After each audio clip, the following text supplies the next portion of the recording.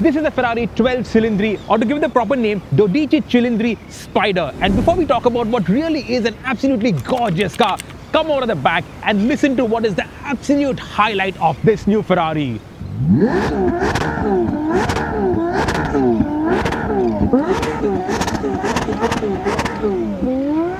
That's what it sounds like. It's freaking insane.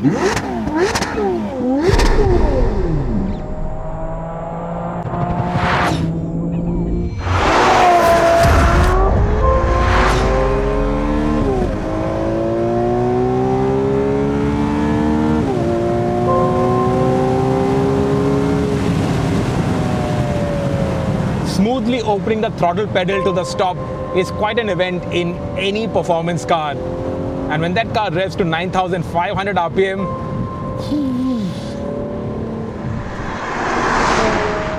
in a world where everybody is giving up on the naturally aspirated V12, this is an event, a defining moment, maybe the most defining moment in automotive culture. It's all about emotion. You don't need a sports car. You want a sports car. A sports car is supposed to put a big fat smile on your face, make your nerve endings tingle. And that's what this V12 does. Anybody who doesn't grin like an absolute idiot, like a monkey while sitting behind the wheel of a V12, they've got, I don't know, cold water running through their veins.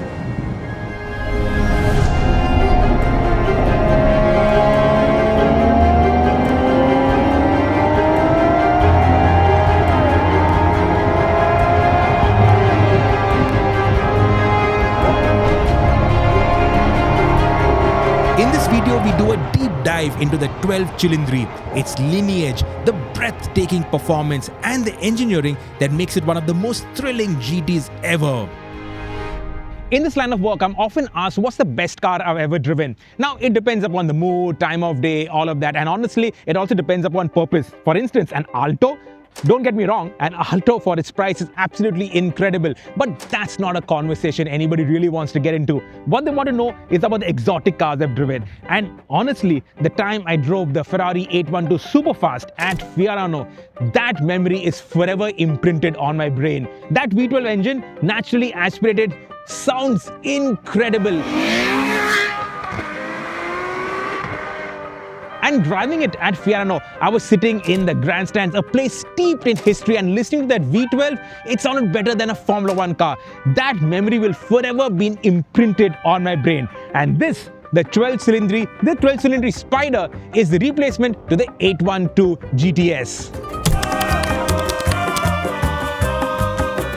The 12 Cilindri traces its origins back to the 550 Maranello, the 599 GTB, the F12 and the 812 Superfast. Now the latter two, the F12 and the 812 Superfast, were famously very agile, very responsive, very hyper cars. And I remember the 812 on less than ideal surfaces, that being pretty hairy and on the edge. Also the F12 TDF, the Go Faster F12, that was fitted with extremely wide front tires to give it the agility of a mid-engine car. And then after that, Ferrari did all that they could to tone down the hyper responsiveness. But now, with the SF90 Stradale up there in that super sport category, Ferrari have the luxury to tone down their GT cars to make it more of a GT. So it doesn't have to be so hyper agile, and it can also focus a little bit on comfort. That's what they say the 12 Cilindri actually does. Ferrari described the 12 Cilindri as the most capable Gran Turismo that they've ever made. A car that can cover ground with ease and also thrill you to the core.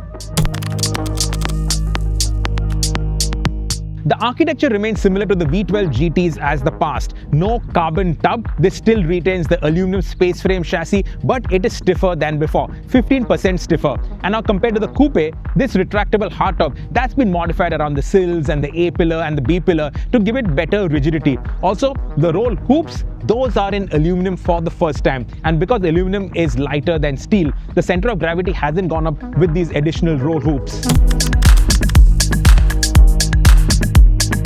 And the absolute highlight obviously is the engine. 6.5 liter V12 engine, direct fuel injection. And as you can see, it is mounted way behind the front axle line. So it's front engine, but this mounting is sort of front mid-engine. The engine, codenamed F140 HD, is closely related to that which was there in the 812 Competizione. Power remains the same, 819 bhp at 9,250 rpm. Peak revs, 9,500 rpm. Torque has come down slightly, but it's still 678 Newton meters.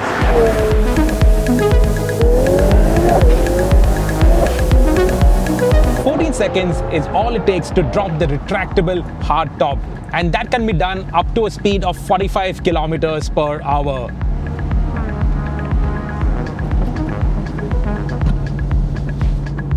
And that's 14 seconds.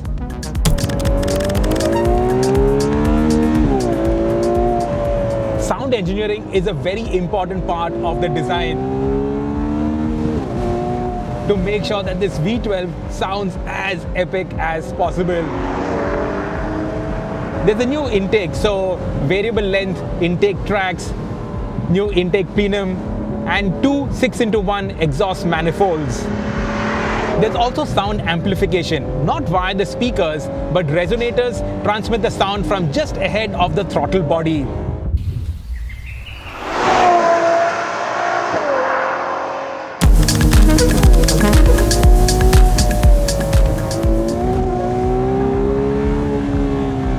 Acceleration figures: 0 to 100 in 2.95 seconds, 0 to 200 in 8.2 seconds.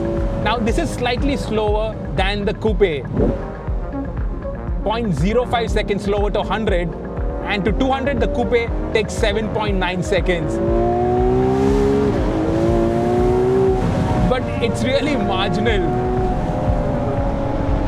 What you get with the retractable hardtop, with the Spider, is that enhanced sense of noise. That one layer is taken away, and you get even more immersed in the drama, in all the theatrics of this V12 engine. Top speed is quoted at more than 340 kilometers per hour.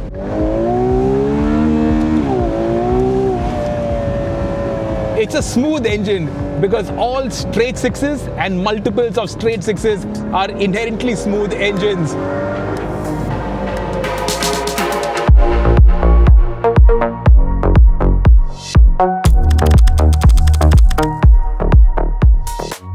Now Ferrari says on twisty mountain roads like what we are on right now, most drivers will be in third or fourth gear between 2000 to 5000 RPM. And that's where aspirated torque shaping has worked its magic to give that linearity of response. 80% of peak torque of 678 Newton meters is available as low as 2500 RPM. But the torque is electronically controlled and carefully tuned so that from 2000 all the way to 7000 and then further on to the 9500 RPM red line, that sense of crescendo keeps building and building. The engine is mated to an 8-speed transaxle. Now, the 812 had a 7-speed DCT. This is an 8-speed DCT. And this has to be one of the fastest responding, fastest shifting DCT gearboxes that I've ever experienced.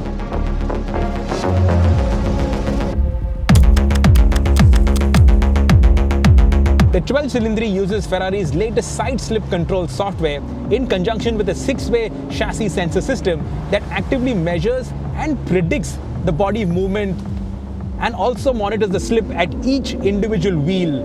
You can of course switch it all off, but as with all Ferraris, the electronics actually make you quicker.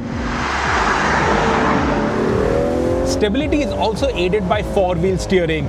Now, unlike other manufacturers that use 4-wheel steering to turn the rears in opposite directions to the front to reduce the wheelbase and to give it more agility, more maneuverability, make it easier to park, Ferrari doesn't do that. Ferrari said that the wheelbase has been reduced by 20 mm compared to the 812, and that's enough to give you all the agility that you will ever want. Here the rear wheel steering only is used to virtually lengthen the wheelbase and give it more stability at speed. And the best part is that both the rear wheels can be individually controlled. So there are separate actuators for both the rear wheels. They move by a maximum of 2 degrees in either direction. There's a mechanical actuator that moves some 9 millimeters to move the wheels. It's actually a trick system, uses a whole bunch of parameters to modulate how much each of the rear wheels have to move. But each of those rear wheels move independently of each other.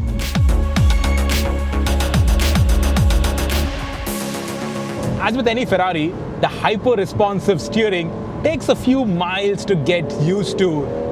Now this is a quick steering, 2 turns lock to lock, similar ratio as the 812, and the wheelbase is 20 millimeters shorter to aid agility of the platform.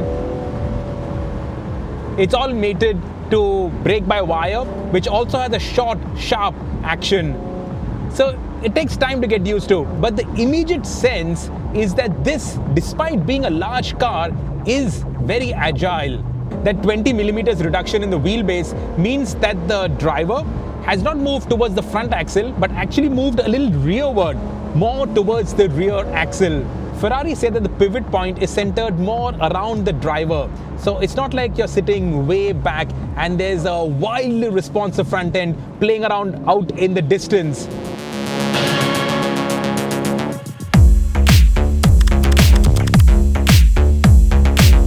Ferrari say the stiffer chassis, 15% stiffer than the 812, has allowed them to fit dampers with a greater breadth of ability and give it better suspension compliance. Now these are Magna Ride semi-active dampers and they deliver an excellent ride quality. Over some of these bumpy roads, the bump absorption is excellent. And then there is that magic button, the bumpy road setting. So you just press this Manitino switch and you immediately go into the bumpy road setting, which is one of the best things in a car so complex, and it immediately delivers a much plusher ride. As a Grand Tourer, comfort is a big part of what the 12 Cilindri has to offer. And seriously, the comfort on this, for something that is a proper hardcore performance machine, and on massive tires, 21-inch tires, 275 section up front, 315 at the rear, and these are running 35 profile tires. Now 35 profile is not that small considering these are 21-inch tires. You can see a nice layer of rubber, and that also gives compliance. Ferrari said they did not want to compromise on ride quality, and they've done a really excellent job. And of course, to go with it, you'll be best advised to go with the comfort seats and not the sportier carbon seats. And talking comfort of the seats, these seats now also have massage integrated into it, and there are neck warmers. So even though I've got the top down, I've got the neck warmers on full blast and I'm nice and cozy.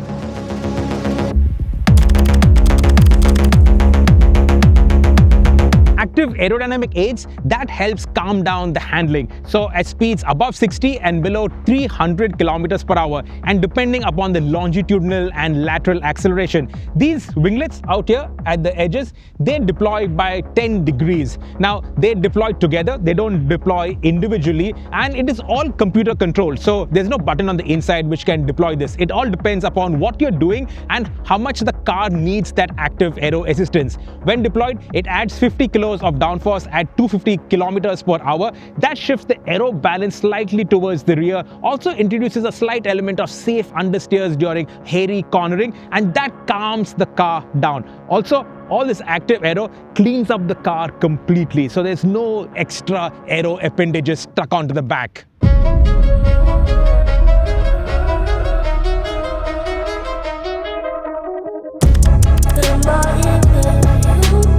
This is not a car design show, and I don't profess to be an expert in car design, but I think the 12 Cilindri, it looks stunning, and especially with the roof down, it looks even more desirable. Now obviously references have been drawn from the GTs of the 70s, notably the Daytona, the 365 GTB4, And I think it just works so well. Now this masking, that's done so that this doesn't really have a face. It doesn't express emotion, either anger or happiness. The 812 was angry. This one, no emotion, but it has got sci-fi inspirations. Cars of the 70s, all those wedge-shaped cars, they drew inspiration from science fiction because that time they were looking at the future. And this similarly, it looks stunning. What do you think? Let us know in the comments. But I think this looks terrific, wildly desirable. What you waiting for? I think we're ready to rock.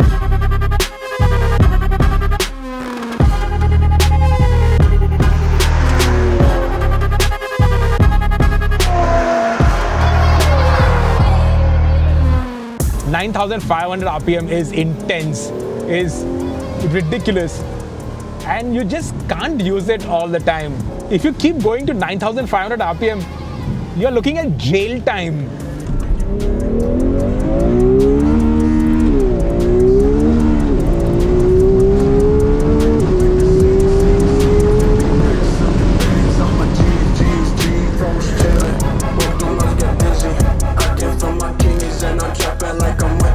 Enzo Ferrari famously said that the engine is the heart and soul of every Ferrari, and to make sure that there was no confusion as to the configuration of the engine, he further added that the 12-cylinder will always be the Ferrari, the original Ferrari. Everything else is a derivation.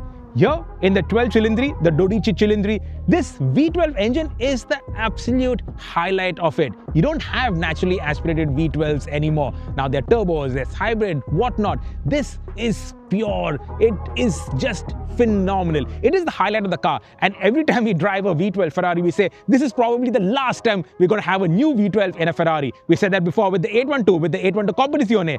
But the V12 continues to be there. Buyers still want V12s. I don't know what kind of a Ferrari buyer will be buying their electric, which is going to come in October of this year. But this is an absolute highlight. You buy the car for the engine and the rest of the car, whew, what a machine.